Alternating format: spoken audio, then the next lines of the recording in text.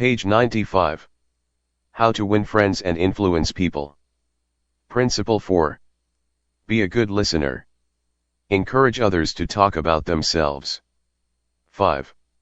How to interest people. Everyone who was ever a guest of Theodore Roosevelt was astonished at the range and diversity of his knowledge. Whether his visitor was a cowboy or a rough rider, a New York politician or a diplomat, Roosevelt knew what to say. And how was it done? The answer was simple. Whenever Roosevelt expected a visitor, he sat up late the night before, reading up on the subject in which he knew his guest was particularly interested. For Roosevelt knew, as all leaders know, that the royal road to a person's heart is to talk about the things he or she treasures most. The genial William Lyon Phelps, essayist and professor of literature at Yale, learned this lesson early in life. When I was 8 years old and was spending a weekend visiting my Aunt Libby Lindsley at her home in Stratford on the Housatonic, he wrote in his essay on human nature, a middle-aged man called one evening, and after a polite skirmish with my aunt, he devoted his attention to me. At that time, I happened to be excited about boats, and the visitor discussed the subject in a way that seemed to me particularly interesting. After he left, I spoke of him with enthusiasm. What a man! My aunt informed me he was a New York lawyer, that he cared nothing whatever about boats, that he took not the slightest interest in the subject. But why then did he talk all the time about boats? Because he is a gentleman. He saw you were interested in boats, and he talked about the things he knew would interest and please you. He made himself agreeable. And William Lyon Phelps added, I never forgot my aunt's remark. As I write this chapter, I have before me a letter from Edward L. Khalif, who was active in Boy Scout work. One day I found I needed a favor, wrote Mr. Khalif. A big scout jamboree was coming off in Europe, and I wanted the president of one of the largest corporations in America to pay the expenses of one of my boys for the trip. Fortunately, just before I went to see this man, I heard that he had drawn a check for $1 million, and that after it was cancelled, he had had it framed. Page 95. So the first thing I did when I entered his office was to ask to see the check. A check for $1 million. I told him I never knew that anybody had ever written such a check, and that I wanted to tell my boys that I had actually seen a check for $1 million. He gladly showed it to me, I admired it and asked him to tell me all about how it happened to be drawn. You notice, don't you, that Mr. Khalif didn't begin by talking about the Boy Scouts, or the jamboree in Europe, or what it was he wanted. He talked in terms of what interested the other man. Here's the result. Presently, the man I was interviewing said, "Oh, by the way, what was it you wanted to see me about?" So I told him.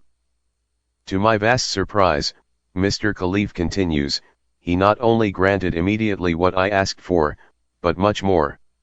I had asked him to send only one boy to Europe, but he sent 5 boys and myself, gave me a letter of credit for $1,000 and told us to stay in Europe for 7 weeks. He also gave me letters of introduction to his branch presidents, putting them at our service, and he himself met us in Paris and showed us the town. Since then, he has given jobs to some of the boys whose parents were in want, and he is still active in our group. Yet I know if I hadn't found out what he was interested in, and got him warmed up first, I wouldn't have found him 1/10 as easy to approach. Is this a valuable technique to use in business? Is it? Let's see, take Henry G. Duvernois of Duvernois & Sons, a wholesale baking firm in New York. Mr. Duvernois had been trying to sell bread to a certain New York hotel. He had called on the manager every week for 4 years. He went to the same social affairs the manager attended. He even took rooms in the hotel and lived there in order to get the business. But he failed. Then, said Mr. Duvernois, after studying human relations, I resolved to change my tactics. I decided to find out what interested this man, what caught his enthusiasm. Page 97. I discovered he belonged to a society of hotel executives called the Hotel Greeters of America. He not only belonged, but his bubbling enthusiasm had made him president of the organization, and president of the International Greeters. No matter where its conventions were held, he would be there. So when I saw him the next day, I began talking about the greeters. What a response I got! What a response! He talked to me for half an hour about the greeters, his tones vibrant with enthusiasm. I could plainly see that this society was not only his hobby, it was the passion of his life. Before I left his office, he had sold me a membership in his organization. In the meantime, I had said nothing about bread. But a few days later, the steward of his hotel phoned me to come over with samples and prices. "I don't know what you did to the old boy," the steward greeted me, "but he sure is sold on you. Think of it. I had been drumming at that man for 4 years, trying to get his business, and I'd still be drumming at him if I hadn't finally taken the trouble to find out what he was interested in, and what he enjoyed talking about." Edward E. Harriman of Hagerstown, Maryland, chose to live in the beautiful Cumberland Valley of Maryland after he completed his military service. Unfortunately, at that time there were few jobs available in the area. A little research uncovered the fact that a number of companies in the area were either owned or controlled by an unusual business maverick, R.J. Funkhauser, whose rise from poverty to riches intrigued Mr. Harriman. However, he was known for being inaccessible to job seekers. Mr. Harriman wrote, "I interviewed a number of people and found that his major interest was anchored in his drive for power and money.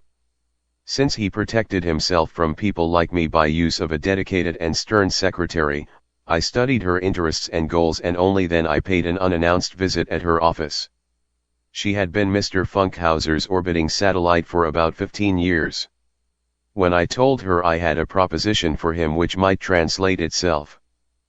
Page 98. Into financial and political success for him, she became enthused. I also conversed with her about her constructive participation in his success. After this conversation she arranged for me to meet Mr. Funkhauser. I entered his huge and impressive office determined not to ask directly for a job. He was seated behind a large carved desk and thundered at me, "How about it, young man?"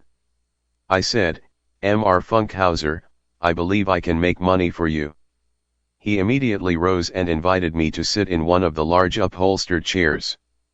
I enumerated my ideas and the qualifications I had to realize these ideas, as well as how they would contribute to his personal success and that of his businesses. RJ, as he became known to me, hired me at once, and for over 20 years I have grown in his enterprises and we both have prospered. Talking in terms of the other person's interests pays off for both parties. Howard Z. Herzig, a leader in the field of employee communications, has always followed this principle. When asked what reward he got from it, Mr. Herzig responded that he not only received a different reward from each person but that in general the reward had been an enlargement of his life each time he spoke to someone.